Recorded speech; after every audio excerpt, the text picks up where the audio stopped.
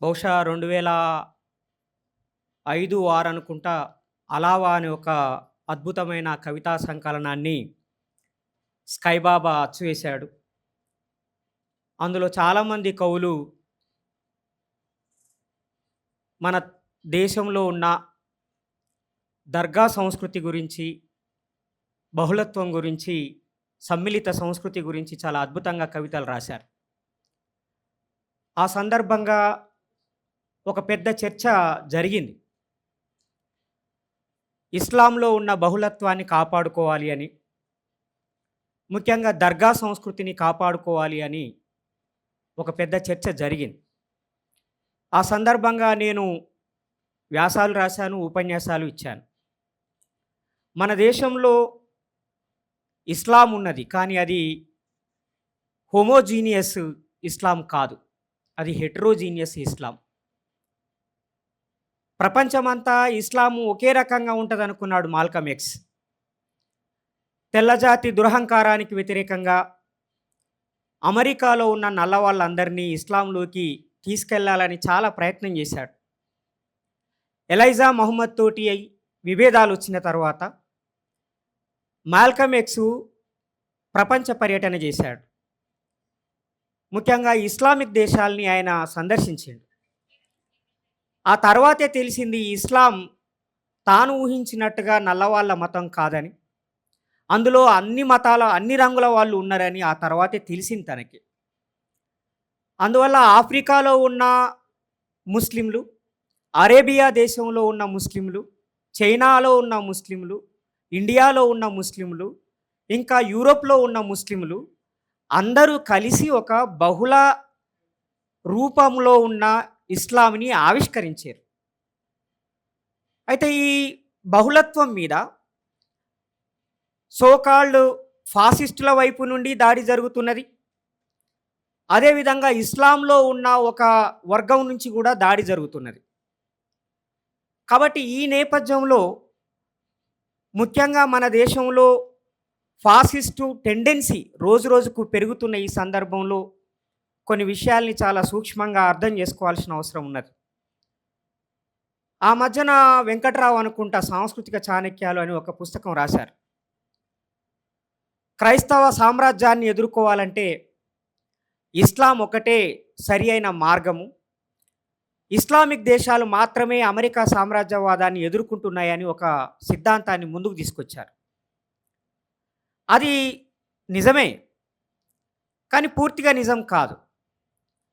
అయినా ఆ పాక్షిక సత్యాన్ని ఇప్పుడు గుర్తు చేసుకోవడం అవసరం. ఇరాన్లో సద్దాం హుసేన్ని అమెరికా ఒక నియంతలాగా చిత్రించి, అఫ్కోర్స్ ఆయన నియంతనే, ఆయన దురాగతాలు చేశాడు. కానీ ఆ దేశ సార్వభౌమత్వాన్ని అంగీకరించకుండా ఆ దేశాధ్యక్షుడైన సద్దాం హుసేన్ని బంధించి సుదీర్ఘ కాలం పాటు విచారణ పేరుతో వేధించి అందరూ చూస్తుండగానే ఆయన్ని ఉరిదీయటం అనేది మనం చూసాం.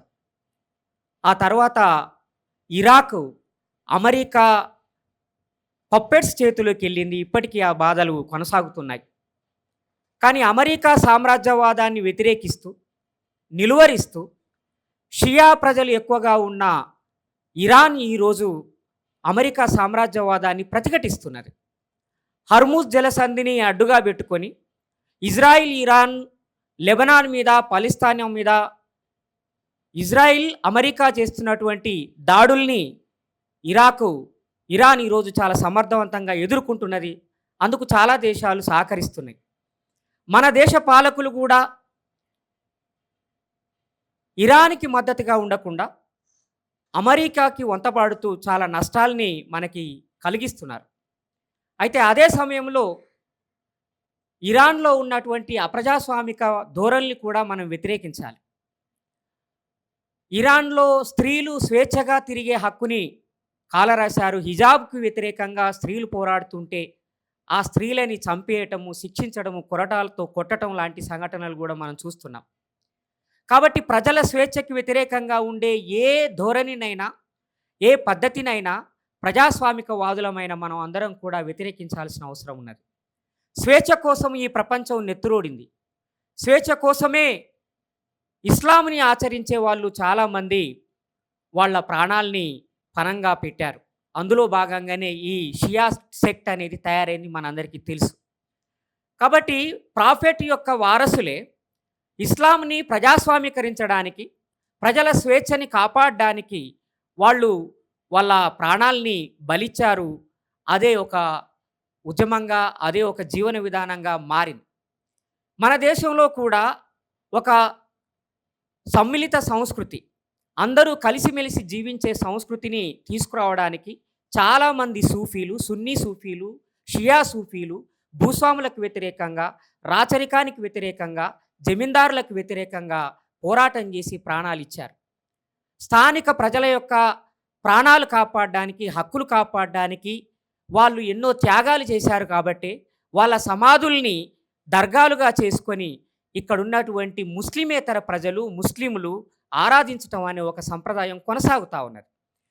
దర్గా సంస్కృతి కొనసాగుతున్నది ముస్లింల మూలంగా కాదు, ముస్లిమేతరులైనటువంటి హిందువుల మూలంగానే. దర్గాలకి ఎక్కువగా వెళుతున్న వాళ్ళందరూ హిందువులే. హిందువులనంటే బ్రాహ్మణులు వెళ్తున్న వాళ్ళు ఉండొచ్చు, లేదా బీసీలు, ఎస్సీలు, ఎస్టీలు అన్ని వర్గాల వాళ్ళు వెళ్తున్నారు. యాకూబ్ అనే పేరు లేని ఊరు లేదు తెలంగాణలో. నాకు తెలిసి యాకూబ్ అనే పేరు లేని ఊరు ఈ దేశంలో ఎక్కడ లేదు. కాబట్టి దర్గా సంస్కృతి, పీరీల సంస్కృతి అనేది కేవలం తెలంగాణకే పరిమితమైన సంస్కృతి కాదు. దేశవ్యాప్తంగా మొహర్రం నాడు చూడండి, యూట్యూబ్లో మీరు ఉత్తరాదిలో చాలా పెద్ద ఎత్తున అన్ని కులాల వాళ్ళు మొహర్రం పండుగని చాలా ఘనంగా జరుపుకుంటారు. ఎందుకు అంత ప్రేమ వాళ్ళకి అంటే, ఆ మొహర్రం వాళ్ళకి వాళ్ళ కోసం పనిచేసి వాళ్ళ కోసం ప్రాణాలు ఇచ్చినటువంటి పూర్వీకులని గుర్తు చేస్తుంది, వాళ్ళని నెత్తి మీద ఎత్తుకొని ఊరేగిస్తుంది. అందువల్ల ఒక అందరి సంస్కృతిగా పీరీల కల్చర్ అనేది ఒక అందరి సంస్కృతిగా మారిపోయింది. ఆ సంస్కృతి మీద సున్నీల నుంచి దాడి జరుగుతున్నది, ఆ సంస్కృతి మీద ఆర్ఎస్ఎస్ ఆధ్వర్యంలో కూడా దాడి జరుగుతున్నది. నేను హిందువుల నుంచి దాడి జరుగుతుందని అనట్లేదు. హిందువులు వేరు, ఆర్ఎస్ఎస్ వేరు. ఆర్ఎస్ఎస్ చెప్పే సిద్ధాంతం హిందుత్వ, హిందువులు పాటించే అటువంటి సిద్ధాంతం వైష్ణవం, శైవం, వీరశైవం, ఇంకా రకరకాలైనటువంటి శైవాలు. అవి హిందూయిజం. అది వాళ్ళకు నచ్చిన దేవుడు. వాళ్ళు రాముని పూజించవచ్చు, కృష్ణుని పూజించవచ్చు, ఎల్లమ్మని పూజించవచ్చు, ఉపలమ్మని పూజించవచ్చు. వాళ్ళకు నచ్చిన దేవతల్ని, దేవుళ్ళని వాళ్ళు ఆరాధించవచ్చు. వాళ్ళకి ఇతర మతాల పట్ల ద్వేషం లేదు, వాళ్ళకి ముస్లింల పట్ల ద్వేషం లేదు, వాళ్ళకి క్రైస్తవుల పట్ల ద్వేషం లేదు, వాళ్ళకి మరొకరి పట్ల ద్వేషం లేదు. వాళ్ళందరూ కలిసి మెలిసి ఈ సమాజంలో బతకాలని కోరుకునేటువంటి ఒక సహజమైన న్యాచురల్ ఇన్స్టింక్ట్ కలిగినటువంటి ప్రజలు వాళ్ళు ఈ దేశం మూలవాసులు. వాళ్ళు బ్రాహ్మణులైనా సరే. అలాంటి వాళ్ళు ఈ దేశంలో ఒక అద్భుతమైన ప్రజాస్వామ్యాన్ని నిర్మించడం కోసం చాలా పోరాటాలు చేశారు, త్యాగాలు చేశారు, బ్రిటిష్ వాళ్ళకు వ్యతిరేకంగా పోరాటం చేశారు. నిరంకుశులైనటువంటి ముస్లిం పాలకులకు వ్యతిరేకంగా కూడా పోరాటం చేశారు. తెలంగాణలో జరిగినది అదే కదా. నిజాం రాజుకు నిరంకుశత్వానికి వ్యతిరేకంగా ఈ తెలంగాణ గడ్డ మీద చాకలి ఐలమ్మ, అదేవిధంగా బందగి, ఇంకా ఎంతమంది ముస్లింలు, నాన్ ముస్లిమ్స్ పోరాటం చేస్తే మన దేశము, మన ఈ హైదరాబాదు రాజ్యం ఇండియన్ యూనియన్లో విలీనమైంది. కాబట్టి ఒక డెమోక్రటిక్ సిస్టమ్ని ఏర్పాటు చేసుకోవడానికి ఈ దేశంలో ఉన్నటువంటి ప్రతి ఒక్కరూ పోరాటం చేసిన ఫలితంగానే we the people of India, భారతదేశ ప్రజలమైన మేము సమర్పించుకుంటున్న భారత రాజ్యాంగం అని ప్రకటించుకొని ఒక రాజ్యాంగాన్ని మనం సమర్పించుకున్నాం. ఆ రాజ్యాంగంలో బేసిక్ స్ట్రక్చర్ కింద సెక్యులరిజం, సోషలిజం, ఫెడరలిజం ఈ 3 ఉన్నాయి. ఈ 3 లేకుండా కాన్స్టిట్యూషన్ లేదు. కాబట్టి వ్యవస్థల నిర్మాణం అంతా చేయడానికి బాబాసాహెబ్ అంబేద్కర్, నెహ్రూ, వల్లభాయ్ పటేల్, మౌలానా ఆజాద్ ఇంకా చాలామంది ఎంతో పెద్ద ఎత్తున కృషి చేస్తే అది ఒక పరిణామంగా, ఒక పరిణామ క్రమంగా, ఒక సోషల్ ఎవల్యూషన్గా, ఒక పొలిటికల్ ఎవల్యూషన్గా, ఒక లెజిస్లేచర్ ఎవల్యూషన్గా మనకి కాన్స్టిట్యూషన్ వచ్చింది. కానీ ఈరోజు కాన్స్టిట్యూషనల్ బాడీస్ మీద కంప్లీట్గా ఆర్ఎస్ఎస్ కంట్రోల్ పెరిగిపోయింది. చివరికి అది న్యాయ వ్యవస్థను కూడా నియంత్రిస్తున్నది, అది ఆర్బీఐని నియంత్రిస్తున్నది, అది పార్లమెంటుని నియంత్రిస్తున్నది, అసెంబ్లీని నియంత్రిస్తున్నది, ఎగ్జిక్యూటివ్ నియంత్రిస్తున్నది. అందువల్ల ఈరోజు మన దేశం ప్రమాదంలో పడ్డది.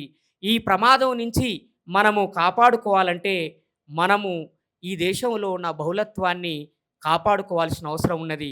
పీరీల పండుగ ప్రజలందరి పండుగ. అది కేవలము ముస్లింల పండుగ మాత్రమే కాదు.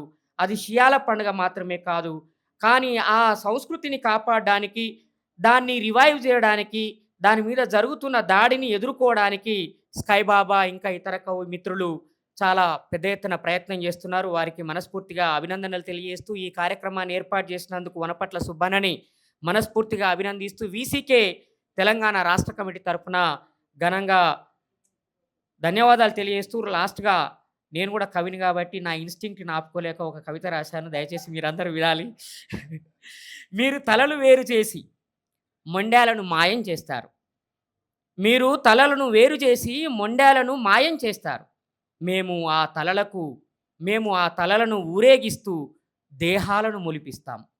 అంతా అయిపోయిందని, అన్నీ గెలిచేశామని, రక్తపు మరకలన్నీ తుడిచేశామని, ఇక గుర్తులేవి మిగల్లేదని, మీరు గర్వాంధకారంలో లీనమైపోయినప్పుడు మేము అలావాగుండంలో మీ ఆధిపత్యాలను దగ్ధం చేస్తూ అసోయుధులా ఆడుతాం. మా కాళ్ళ గజ్జల సప్పుడుతో విను వీధులను ఏకం చేస్తాం. చెమట చిందించే శ్రమజీవుల కోసం, నిరంకుశ ఏలికల పీడనలో నలుగుతున్న జనం కోసం ఎందరో సూఫీలు పీరీలయ్యారు. పీరీలు పేదల కిరీటాలు, ఒడిబట్టిన తల్లుల స్వప్నాలు, గరీబొంక గులాబియా, పచ్చజెండా ఊదుధూపం తానమాడిన వాడ, జాడ తెలిసిన చాందిని. ఓయి ఉన్మాది, నువ్వేది తుడిచేయలేవు, నువ్వేది కడిగేయలేవు, నువ్వేది నిర్మించలేవు. ఈ తెలంగాణ ప్రతి ఇంట ఒక పీరి ఉంది. ప్రతి ఒంటిలో తరతరాలుగా పొదువుకున్న త్యాగముంది. నువ్వేమీ చేయలేవు, నిన్నేమీ చేయనివ్వము.